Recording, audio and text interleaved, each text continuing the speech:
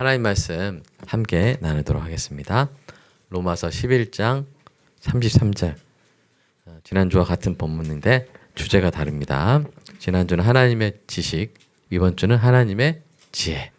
이렇게 다릅니다. 자, 오늘 본문 한번 같이 읽어보겠습니다. 시작.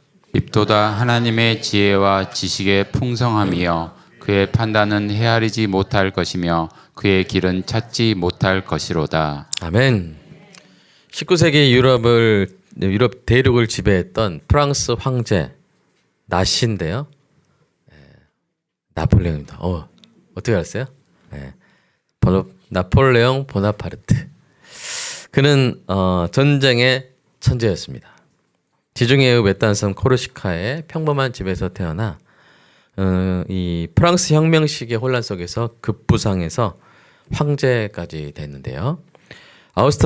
아우스터리츠 전투에서 오스트리아 러시아 연합군을 괴멸시키고 예나 전투에서 프로이센을 무너뜨리면서 유럽 대륙의 절반을 손에 넣었습니다.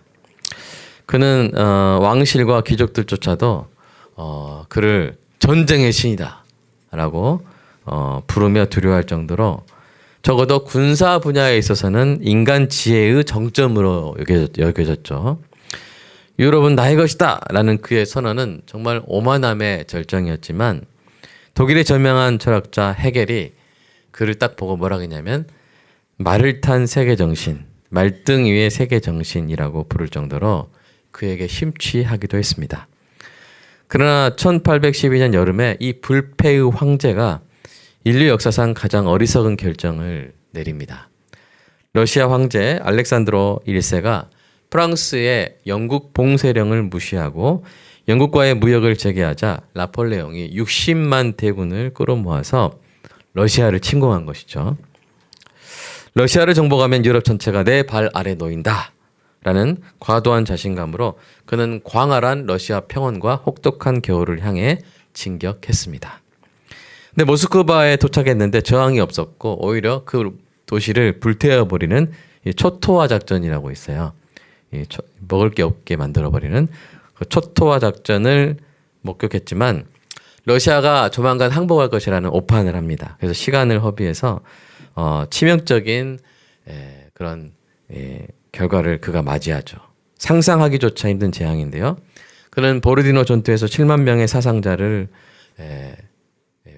보게 되고 퇴각 도중에 러시아의 혹독한 겨울이 프랑스 대군을 집어삼켰습니다. 기아, 추위, 코사크 기병의 습격으로 원정군의 90% 이상인 50만 명이 전사하거나 포로가 되었죠. 결국 나폴레옹은 이 60만 명 중에 4만 명만 남은 패잔병과 함께 파리로 도망쳤고 이 패배가 제6차 반나폴레옹 연합전쟁을 촉발시켜서 프랑스 제국의 멸망을 앞당겼습니다. 이후로 1814년 엘바 섬으로의 유배 그리고 1815년 워털루 전투에서의 최후 패배에 이르기까지 한때 유럽을 호령하던 황제의 영광이 한순간에 흩어진 것이죠.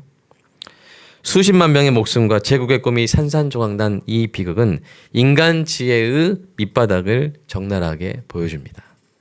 사랑하는 여러분, 이 이야기는 세상에서 군사적 천재로 추앙받던 자의 오만한 어리석음이 얼마나 파괴적인 결과를 부르는지를 보여주는 교훈이죠.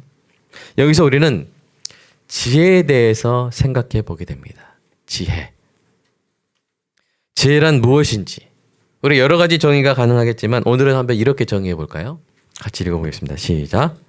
가장 가치 있는 목표를 설정하고 그 목표를 달성할 가장 적절하고 가치 있는 방어법을 창안하거나 선택하고 적용하여 가장 가치 있는 결과를 이루어내는 능력과 성향. 그러니까 이제 우리가 세 개의 점을 생각하시면 돼요. 첫 번째 점은 목표라는 점이 있고요. 그다음에 방법이라는 점이 있고 그다음에 결과라는 점이 있죠. 이 세 점을 잘 이을 수 있는 능력과 성향, 그게 뭐라고요? 바로 지혜란 것입니다. 이 정의에서 가장 중요한 변수는 뭐냐면 가치입니다. 가치 있는 목표, 가치 있는 방법, 가치 있는 결과인데요. 이 가치라는 변수 주머니에 사람의 생명과 평화를 가장 큰 비중으로 채워 넣는다면 전쟁의 천재라고 불리는 나폴레옹을 지혜 있는 사람이라고 평가할 수 있을까요? 오히려 그는 그 사람의 생명과 평화를 해치는 여러 가지 일들을 했지 않습니까? 많은 사람들, 심지어 자국민들까지도 희생하며 프랑스 황제 등극이라는 목표를 달성한 그의 방법이 가치 있다고 할 수 있습니까? 그렇게 평가하기는 쉽지 않을 것입니다. 이처럼 지혜는 목표와 방법과 결과에 대한 가치 판단에서 자유로울 수 없는 개념입니다. 그렇다면 우리는 어떤 지혜를 좋게 여기고 따르고 추구해야 할까요? 어떤 지혜가 가장 완벽한 지혜일까요? 오늘은 로마서 본문을 통해서 그러한 지혜를 발견하는 은혜가 있기를 소망합니다. 여러분, 창조주 하나님이 지으신 우리 인생의 최고의 목적이 무엇입니까? 그것은 소교리 문답 1번에 나와 있지만 하나님을 영화롭게 하고 영원히 즐거워하는 것이죠. 근데 하나님을 영원히 즐거워하는 것이 가장 하나님을 영화롭게 하는 것이라고 배웠죠? 네. 그 목적을 이루는 가장 합당한 방법은 하나님의 탁월하심을 알고 기뻐하고 찬양하는 것입니다. 하나님의 탁월하심을 알고 기뻐하고 찬송하는 것. 그것이 하나님을 영화롭게 하고 영원토록 기뻐하는, 즐거워하는 것이죠. 자, 지난 시간에 우리는 그래서 하나님의 지식 또는 아심을 기뻐하며 하나님의 아심 속에서 위로받고 평강을 누리고 겸손해지고 하나님 앞에 살아야 함을 배웠습니다. 여러분 기억나시죠? 안 나셔도 제가 다시 말씀드리겠습니다. 이어서 오늘은 하나님의 선하고 완벽한 이제 지혜를 깊이 생각하면서 하나님을 기뻐하며 찬송하여 우리 인생 최고의 목적을 이루도록 하겠습니다. 자, 그런데 말입니다. 각각 지난주와 이번 주의 주제인 지식과 지혜의 차이는 무엇일까요? 여러 가지가 있지만 지식에는 비교적 선악에 대한 치우침이 없습니다. 선에 대한 지식, 악에 대한 지식은 있을 수 있지만 지식 자체가 선하다거나 악하다고 분류하기가 어렵습니다. 때로는 선에 대한 지식을 악하게 사용하기도 하고요, 사람들이. 악에 대한 지식이 선하게 사용되기도 합니다. 그러므로 지식에 있어 더 중요한 것은 그 지식의 사실성이죠. 이것이 맞냐, 참인가, 거짓인가.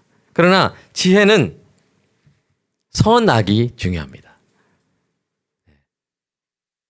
그 지혜의 선악에 대한 판단이 가능합니다. 그리고 성경은 하나님의 지혜를 뭐라고 말하냐면 하나님의 지혜는 선한 지혜다라고 선포합니다. 그래서 이 내용을 저의 정의에 대입하면 이렇게 되죠. 다시 읽어볼까요? 시작. 가장 선한 목표를 설정하고 그 목표를 달성할 가장 적절하고 선한 방법을 창안하거나 선택하고 적용하여 가장 선한 결과를 이루어내는 능력과 성향. 한번 잘 천천히 보세요. 하나님의 지혜는 어떤 지혜? 선한 목표를 설정하고 선한 방법으로서 선한 결과를 이루어내는 능력과 성향이라겠어요. 그러니까 선하지 않은 목표는 하나님과 관계없어요. 선하지 않은 방법도 하나님과 관계없고 선하지 않은 결과도 하나님의 지혜와 무관합니다. 이 정의에서 주목해야 될 또 다른 포인트는 성향이라는 단어죠. 성향. 하나님은 가장 선한 목표를 설정하시고 가장 선한 방법으로서 가장 선한 결과를 이루어내실 능력이 있으실 뿐 아니라 그렇게 하시는 뭘 가지신 분? 성향을 가지신 분이라는 거예요. 우리 이 땅에서 선한 일 할 능력이 있으면서도 그렇게 하고 싶어 하지 않는 사람들을 많이 봅니다. 심지어 선한 일을 할 수 있었던 능력과 권한을 악용하여 오히려 악한 일을 하는 성향과 습성을 가진 사람들도 있죠. 그러나 하나님은 선한 일을 할 능력이 있으신 동시에 반드시 그렇게 하시는 분입니다. 쉽게 말해서 우리를 위해 선한 일을 할 능력이 있으시면서도 동시에 꼭 그렇게 하시는 거예요. 우리를 위해 선한 일을 하실 능력이 있으신데 안 할 거야 이렇게 하시는 분이 아니라는 거예요. 온 우주에서 가장 큰 능력을 가지신 분이 우리에게 선한 일을 하시는 성향이 있으시다는 사실이 얼마나 감사한 일입니까? 그래서 많은 신학자들이 하나님의 지혜에 감복하며 이렇게 설명합니다. 한번 천천히 읽어볼까요? 시작. 하나님의 지혜는 적절한 목적들과 그 목적들을 이루기 위한 적절한 방법들을 선별하는 데서 나타난다. 네, 거기서 하나님의 지혜 나타나죠. 두 번째 시작. 지혜는 무엇보다도 완벽한 목적을 설정하고 가장 완벽한 방법들로 그 목적들을 성취해내는 능력이다. 하나님은 처음과 끝을 알고 있으므로 추측이나 짐작이 필요 없다. 지혜는 모든 것의 핵심을 알고 각 부분들이 전체적으로 적절한 관계를 유지하여 예정된 목표들을 한 점 오차 없이 이루어갈 수 있도록 한다. 예. 목적, 방법, 성취. 그 다음에 제임스 패커. 시작. 지혜는 가장 선하고 고귀한 목표를 성취할 가장 확실한 방법을 알고 선택할 수 있는 능력이며 성향이다. 지혜란 사실상 도덕적 선에 따르는 실제적인 면이다. 그런 면에서 지혜는 하나님에게서만 온전하게 존재한다. 하나님만이 본성으로 완전하고 변함없이 지혜로우시다. 여러분 새 이 인용문을 읽었는데 이 글들에 공통적으로 들어가는 개념이 뭐냐면 목적 또는 목표죠. 목적과 목표를 좀 비슷한 개념으로 생각하시고요. 그리고 뭡니까? 방법. 방법이라는 단어는 다 들어갔죠. 그 다음에 또 적절한, 완벽한, 선하고 고귀한 등으로 표현된 선에 대한 가치 판단이 들어간 것을 우리가 알 수 있습니다. 이런 점에서 하나님의 지혜는 인간의 지혜와 비교할 수가 없이 탁월하죠. 하나님은 가장 선한 목표를 설정하시고 가장 선한 방법을 창안하시며 가장 선한 결과를 이루어 내시기 때문입니다. 그래서 바울은 하나님의 지혜에 비하면 인간의 지혜는 아무것도 아니라고 선언했어요. 같이 읽어볼까요? 시작. 지혜 있는 자가 어디 있느냐? 선비가 어디 있느냐? 이 세대의 변론가가 어디 있느냐? 하나님께서 이 세상의 지혜를 미련하게 하신 것이 아니냐? 아멘. 여러분 생각해 보십시오. 만약 온 우주의 주관자가 설정한 목표가 악하고요. 그 목표를 달성하기 위해 실행할 방법이 악하다면, 그래서 그 결과가 악할 뿐이라면 우리에게 남는 건 뭐뿐이에요? 절망뿐입니다. 목표도 악하시고 방법도 악하시고 결과도 끔찍할 뿐이라면 우리가 무슨 희망이 있겠어요? 그러나 하나님의 목표는 선하십니다. 그 방법이 선하십니다. 그 결과가 선하십니다. 그러면 우리는 하나님의 선하고 완벽한 지혜를 기뻐하고 찬송해야 할 줄로 믿습니다. 자, 그렇다면 우리는 이 어떠한 일에서 하나님의 선하고 완벽한 지혜를 가장 잘 발견할 수 있을까요? 이 하나님의 지혜는 천지창조에서 빛납니다. 천지를 운영하시는 그 섭리에서도 빛납니다. 그러나 오늘 본문에서 바울이 노래하는 하나님의 지혜는 하나님께서 당신의 백성을 구원하시는 데서 드러난 선한 지혜이고, 저는 바로 이 부분에서 하나님의 지혜가 가장 찬란하게 빛나고 있다고 확신합니다.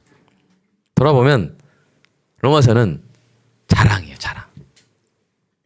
근데 자기 자랑이 아니라 하나님 자랑. 로마서 1장에서부터 오늘 본문에 이르기까지 계속하여 사도 바울은 하나님의 선하고 완벽한 지혜를 자랑하고 있었습니다. 1장에서 4장까지 우리를 의롭다 하신 칭의에서 드러난 하나님의 지혜를 자랑했고요. 5장에서 8장까지 우리의 성화에서 나타난 하나님의 지혜를, 9장에서 11장에서는 유대인과 이방인의 구원 역사에서 나타난 하나님의 지혜를 찬송하고 있는 것이죠. 그래서 우리가 순서대로 한번 살펴볼까요? 첫 번째, 이 기회에 한번 로마서 리뷰를 한번 해보겠습니다. 첫 번째 뭐예요? 칭의에 나타난 하나님의 선하고 완벽한 지혜. 여러분 구약에 등장하는 사람들 중에 여러분 혹시 아는 사람 있나 한번 들어보세요. 아브라함 아세요? 야곱 아세요? 모세 아세요? 다윗 아세요? 다 아는 사람. 근데 이들은 다 공통점이 있어요. 다 파렴치한 죄를 저지른 사람들이에요. 아브라함은 자신의 안전을 위해 아내를 누이로 속여 파라오에게 넘겼습니다. 야곱은 앞을 잘못 보는 아버지를 속여 형의 축복을 가로챘죠. 모세는 살인을 한 후에 시체를 파묻고 광야로 도주했습니다. 점점 죄가 심해지네요. 더. 다윗은 남의 아내를 가로챘을 뿐 아니라 왕권을 악용하여 그 남편을 죽였죠. 그들은 만물보다 거짓되고 심히 부패한 마음을 가지고 있었습니다. 그 죄의 삭은 사망이었고 지옥의 심판이었죠. 그런데도 하나님이 이 죄인들을 지옥에 보내셨어요? 우리 천국 가면 이분들 볼 거예요. 천국 가서 이분들을 못 만날 수가 없어요. 그런데 하나님은 그들이 죄인이 아니라서 그렇게 하신 것이 아니라 그 끔찍한 죄인임에도 불구하고 그들을 지옥에 보내는 대신 그들을 포함하여 구약시대에 살았던 하나님의 택한 백성들에게 칭의의 은혜를 베푸셨습니다. 의롭다고 하셨죠. 여러분, 하나님이 어떤 선한 목표를 이게 설정하신 거예요? 내가 택한 나의 백성들을 내가 구원하리라. 그들이 죄를 짓지만 내가 결국 그들을 의롭게 하고 의롭다 하시고 그리고 그들을 구원하리라. 이런 선한 목표를 세우셨죠. 그 목표를 어떻게 달성하셨습니까? 목표는 선하지만 우리가 이루지 못한다면 지혜가 없는 것이죠. 근데 목표도 선하시고 그 다음에 목표가 선한데 방법이 선하지 않다면 그것도 지혜가 없는 것입니다. 그러나 하나님은 선한 목표를 선한 방법으로 이루시죠. 그게 하나님의 지혜입니다. 그 선한 목표를 달성하신 하나님의 방법이 선했습니까? 어떻게 그런 죄인들을 의롭다 하시면서 동시에 의로운 재판장으로 남으실 수 있으셨을까요? 이 문제는 사실 인간의 지혜로는 풀 수 없는 딜레마였습니다. 죄인에게 죄가 없다고 하는 것은 결코 의로운 판결이 될 수 없죠. 죄인인데 죄가 없다고 하면 의로운 판결이 돼요? 안 되죠. 죄가 있으면 죄가 있다고 해야지 의로운 판결이죠. 그렇다고 죄를 지은 당신의 백성에게 그대로 유죄 판결을 내려버리면 택하신 백성의 구원이라는 선한 목적을 달성할 수 있어요? 없어요? 없어요. 죄인을 죄 없다 하면 재판관이 불의하게 되고 죄인을 죄 있다 하면 택한 백성이 망하고 이 딜레마를 어떻게 푸셨습니까? 어떤 선한 방법을 생각하시고 실행하셨습니까? 사도 바울의 설명을 한번 들어볼까요? 시작. 이 예수를 하나님이 그의 피로 믿음으로 말미암는 화목제물로 세우셨으니 이는 하나님께서 길이 참으시는 중에 전에 지은 죄를 간과하심으로 자기의 의로우심을 나타내려 하심이니 곧 이때 자기의 의로우심을 나타내사 자기도 의로우시며 또한 예수 믿는 자를 의롭다 하려 하심이라. 아멘. 여러분, 만약에 이제 학교 다닐 때 좀 아이들을 때리고 다니신 분이 여기 있다면 여러분이 나는 의롭다, 나 칭의 받았다, 나는 참 성도다 그러고 다닐 때 여러분의 그 학폭 피해자가 여러분 보고 뭐라 하겠어요? 옛날에 무슨 드라마 있지 않았나요? 뭐, 야, 잘한다 뭐 이렇게 하면서 네, 비꼬고 있지 않겠습니까? 근데 그 사람이 하나님이 그를 의롭다 하셨다 말을 들으면 그 사람이 하나님 어떻게 생각했어요? 나 때리는데 제가 의롭다고 하신 하나님은 그러면 하나님이 이거 신뢰도 떨어지는데? 그렇게 하지 않겠어요? 그냥 죄 없다 해버리면 그렇게 된다는 거예요. 그러나 하나님 어떻게 하셨어요? 가장 사랑하신 가장 고귀하신 아들 예수 그리스도를 저 여러분의 죄를 사하시기 위해서 대신 그 죄값을 감당하게 하심으로써 온 우주의 어떤 존재도 그 판결이 잘못됐다고 말할 수 없게 하신 것입니다. 그래서 그 모든 죄값을 우리의 죄값을 아들의 보혈로 다 치르심으로 인해 뭐 하신 거예요? 아까 1, 2, 3이 뭐예요? 25절 다시 더하시면 자기의 의로우심을 나타내신 거예요. 이게 너무나 중요해서 사도 바울은 이 두 절에서 이 개념을 3번이나 반복하잖아요. 다음 절 자기의 의로우심을 나타내사 자기도 의로우시며 그리고 하나가 뭐예요? 예수 믿는 자를 의롭다 하려 하심이라. 할렐루야. 그러니까 이 딜레마를 놀라우신 방법으로 해결하신 거예요. 아들의 피값으로 우리를 의롭다 하시면서 하나님의 의로우심도 동시에 나타내신 것이죠. 이 얼마나 놀라운 하나님의 지혜입니까? 이 선하고 완벽한 지혜로 인해 우리가 가장 선한 방법으로 하나님의 자녀가 된 줄로 믿습니다. 자, 갈라디아서 말씀 읽어볼까요? 시작. 때가 참에 하나님이 그 아들을 보내사 여자에게서 나게 하시고 율법 아래에 나게 하신 것은 율법 아래에 있는 자들을 속량하시고 우리로 아들의 명분을 얻게 하려 하심이라. 우리가 율법을 어겼어요. 그래서 그 법을 어긴 죄책과 형벌이 있는데 그냥 사해버리면 하나님의 판결이 의롭지 않게 돼버려요. 그래서 아들을 율법 아래 우리와 같이 율법 아래 나게 하셔서 우리의 모든 죄책과 형벌을 아들에게서 옮기사 아들에게서 그 모든 심판이 이루어지게 하심으로 하나님의 공의를 충족시키신 것입니다. 그러니까 우주의 어떤 존재도 이 판결이 불의하다 할 수 있어요? 없어요? 없게 된 것이고 우리는 너무나도 떳떳하게 칭의의 은혜를 누리게 된 것이죠. 이 얼마나 놀라운 선하고 완벽한 하나님의 지혜입니까? 이 지혜를 찬양해야 될 줄로 믿습니다. 자, 두 번째 성화에 나타난 하나님의 선하고 완벽한 지혜인데요. 자, 칭의의 은혜를 입은 성도는 어떤 길을 걷게 됩니까? 성화의 길을 걷게 됩니다. 거룩해지는 길을 걷게 되는데 하나님의 선한 목표는 뭐냐면 하나님의 목표는 이거예요. 죄인이었던 우리를 오직 은혜로 구원하시고 그 다음에 그 은혜로 구원받은 우리로 하여금 선한 일을 하게 하시는 거예요. 그러니까 구원받고 끝이 아니죠. 하나님의 선하신 목표는 뭐예요? 구원받은 자가 선하게 살아가는 거예요. 만약 이게 목표가 아니었다면 좀 문제가 발생하죠. 그냥 구원받고 네 마음대로 살아라. 이게 목적이었다면 어떻게 되겠어요? 예수 믿은 자들 때문에 사람들이 더 상처받겠죠. 왜요? 나는 이미 구원이 확보됐으니까 나는 마음대로 때리고 속이고 막 그래도 돼. 이런 사람들이 생기겠죠.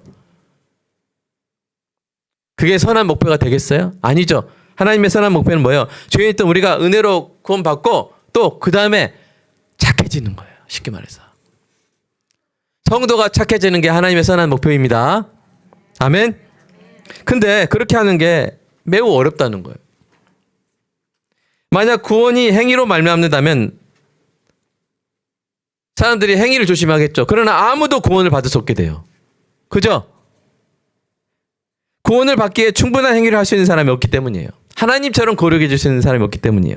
반대로 오직 은혜로 구원을 받는 것이라면 이 교리를 오해하여 사람들이 마음껏 죄를 짓는 경우가 발생하는 것이죠.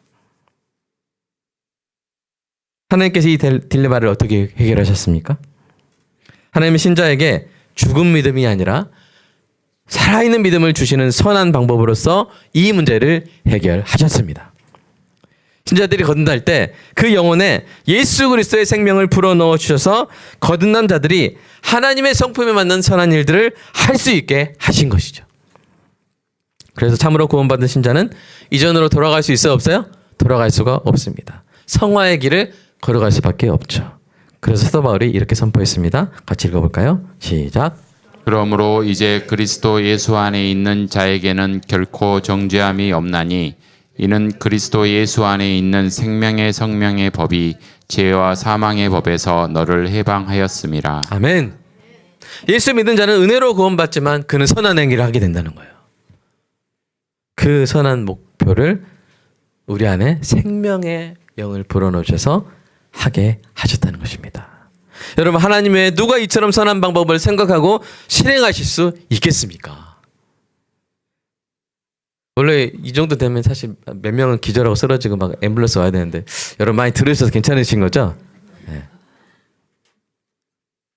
우리 인간은 은혜를 붙들면 율법을 소홀히 하는 습성이 있고요.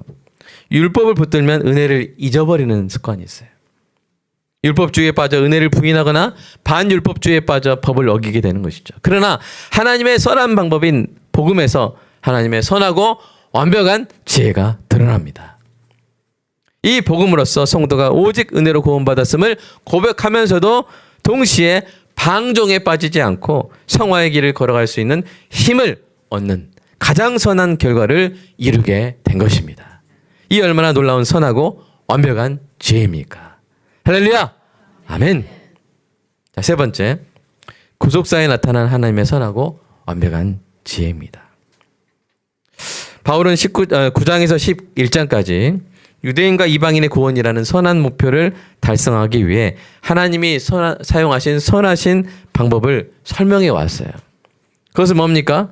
비록 당시에 많은 유대인들이 예수님을 거부하여 선한 이 구원을 얻지 못했지만 하나님이 그 악을 선으로 바꾸셔서 유대인의 넘어짐으로 구원이 누구에게 이르게 하신 거예요?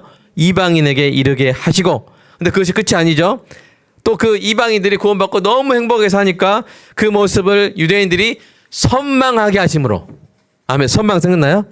선망하심으로 그들이 유대인들이 주께로 결국 많은 유대인들이 돌아오게 하시고 또한 그 일로 인해 더 많은 이방인들이 구원받게 하실 이 하나님의 지혜를 찬양하고 있는 것입니다.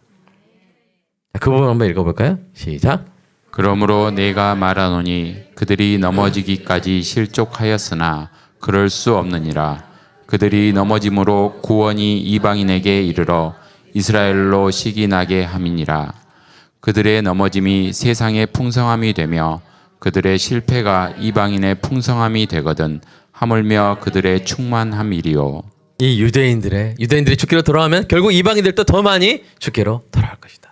이게 구원 역사에 나타난 하나님의 선하고 완벽한 지혜인 것이죠. 이 하나님의 선하고 완벽한 지혜로 인해 결국 유대인이든 이방인이든 하나님이 창세전에 그리스도 안에서 사랑으로 택하신 모든 백성이 구원받아 천국에서 영원히 하나님의 지혜를 찬양하게 될 줄로 믿습니다.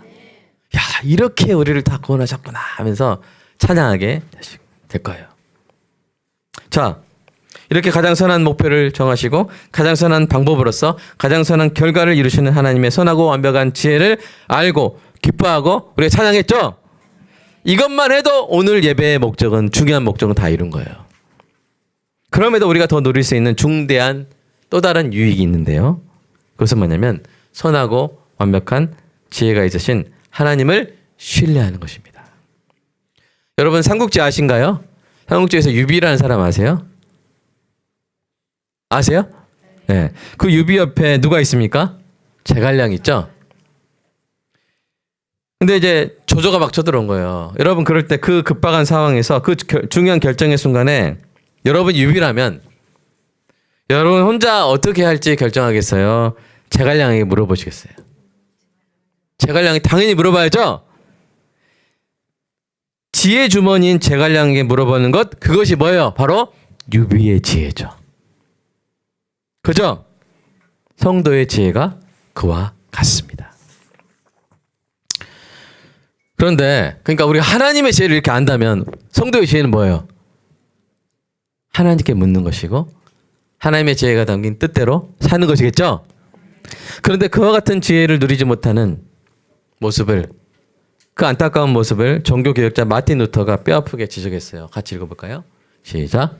우리는 하나님이 우리보다 강하시다는 점은 쉽게 인정하지만 하나님이 우리보다 지혜로우시다는 점은 그리 쉽게 인정하지 않는 버릇이 있다. 물론 입으로야 그렇게 말하지만 결정적인 순간엔 하나님의 지혜에 따라 행동하지 않는 성향이 있다. 네, 이게 무슨 말이냐면 우리가 하나님이 강하시다는 거 알죠? 하나님 힘 세시니까 저 힘 좀 도와주세요. 그건 잘하는데 우리가 어떤 결정을 할 때 하나님 지혜로우시니까 제가 하나님 뜻대로 하겠습니다. 이거는 잘못한다는 거예요. 하나님 돈 많으시죠? 돈은 주세요. 근데 하나님 지혜는 제가 알아서 제 건 제가 알아서 할게요. 여러분 애들이 여러분한테 돈 주는 게 더 기뻐요? 애들이 여러분한테 지혜를 구하는 게 더 기뻐요? 박강 기사님 뭐가 더 기뻐요? 그 예를 들어서 아빠는 돈만 주면 돼. 내가 나머지 다 알아서 할게. 내가 똑똑해. 그러면 기분이 어떻겠어요? 오히려 아빠, 저는요 아빠가 준 돈보다 아빠의 지혜가 전 너무 좋더라고요. 진짜 그 제가 아빠 지혜를 들을 수 있다는 게 저는 정말 복을 타고난 것 같아요. 그렇게 말한다면 기분이 어떠시겠어요? 네가 지혜를 구하였으니 돈도 주리라 이렇게. 솔로몬이 그랬잖아요. 네가 지혜를 구하였으니 네가 구하지 않은 것도 다 주리라.